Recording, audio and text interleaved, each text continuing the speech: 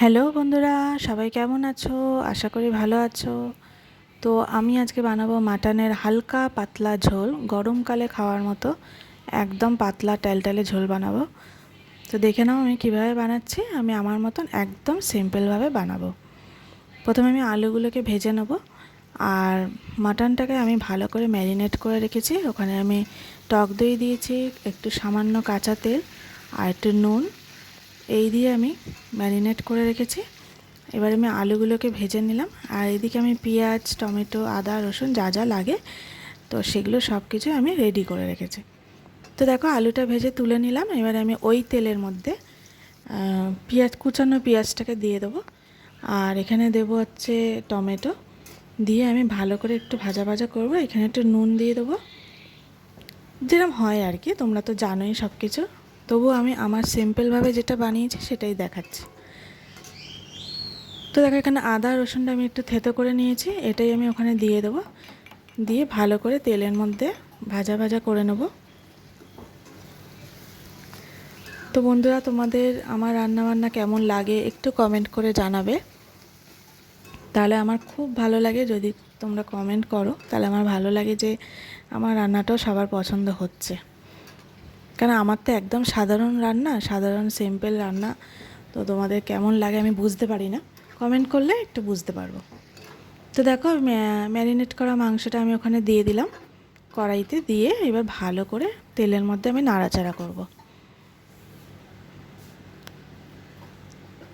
তো এবার আমি রুটিন মশলা যা যা দেয়, আমি তো গুঁড়ো মশলাই ব্যবহার করি, তো সেটাই দিয়ে দেবো আমি এখানে। নুন, হলুদ, একটু লঙ্কার গুঁড়ো, একটু জিরের গুঁড়ো দেবো, একটু কাশ্মীরি লাল দেবো, দিয়ে দেখে না এই যে সব রকম মশলা দিয়ে আমি মাংসটাকে ভালো করে কষিয়ে নেব।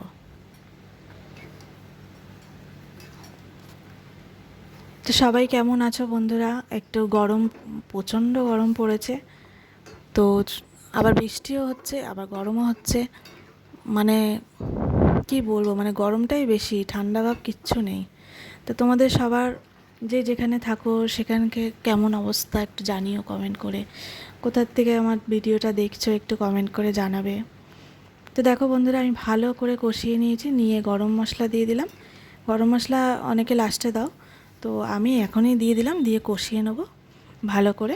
একদম চাপা দিয়ে কষাবো, যাতে ভালো করে মশলাটা মাংসের মধ্যে মিশে যায়। তো দেখে নাও, বাটি ধুয়ে ফুয়ে জল ফল দিয়ে দিয়েছি, দিয়ে একটুখানি ভালো মতো কষিয়ে নিলাম। দেখো মশলা থেকে তেল ছেড়ে গেছে। তো এবার আমি, তো এটা হচ্ছে কষানোর হলো। এবার আমাকে তো সিদ্ধ করতে হবে, মটন তো জানোই সিদ্ধর ব্যাপার থাকে। তো আমি প্রেশার কুকারে একটু গরম জল বসিয়েছি, ওখানে নুন দেওয়া আছে, নুন দিয়ে গরম জলটা তৈরি করছি। তো ওখানে মাংসটা আমি ঢেলে দেবো।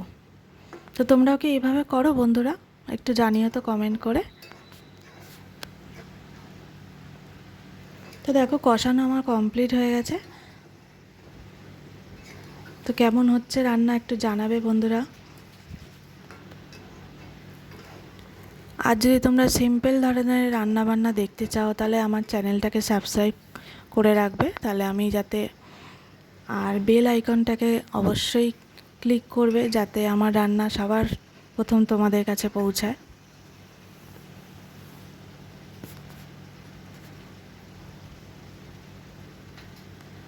তো দেখো একেবারেই কষানো আমার কমপ্লিট হয়ে গেছে। ঠিকঠাক আছে তো? কমেন্ট করবে কিন্তু বন্ধুরা, কেমন?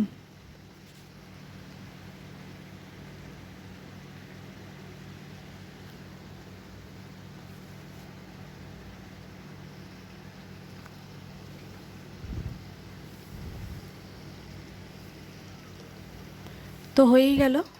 এবার আমি এটাকে প্রেশার কুকারে দিয়ে, প্রেশার কুকারে আমি গরম জল হয়ে গেছে, এখানে আমি নুন দেওয়া আছে, দিয়ে গরম জলটা ফুটিয়ে নিয়েছি। এবার আমি মাটনটা দিয়ে দেবো,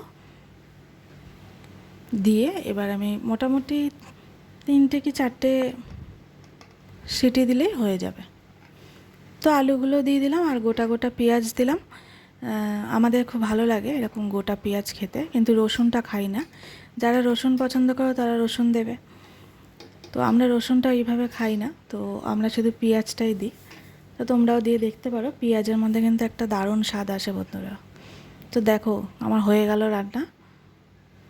3টে কি 4টে আমি সিটি দিলাম, দিয়ে নামিয়ে দিয়েছি। দেখো একদম হালকা পাতলা, যাকে বলে টেলটেলে ঝোল রেডি হয়ে গেছে। তো এটা একদম গরম নামিয়েছি বলে মনে হচ্ছে যে একটু জল জল লাগছে, কিন্তু এটাকে একটুখানি হয়ে যাওয়ার পর তোমরা একটুখানি প্রেশার কুকারটা আটকে রেখে দেবে 5-10 মিনিট, দেখবে ঝোলটা একদম সুন্দর হয়ে যাবে, কালারও এসে যাবে, দুর্দান্ত কালার আসবে। তো দেখো এই যে আমি নামিয়ে নিলাম। তো কেমন হয়েছে রান্না একটু জানাবে।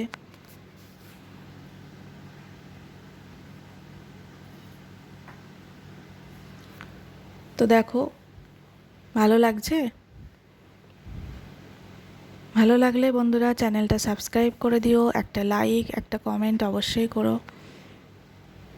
একদম সিম্পলভাবে বানিয়েছি।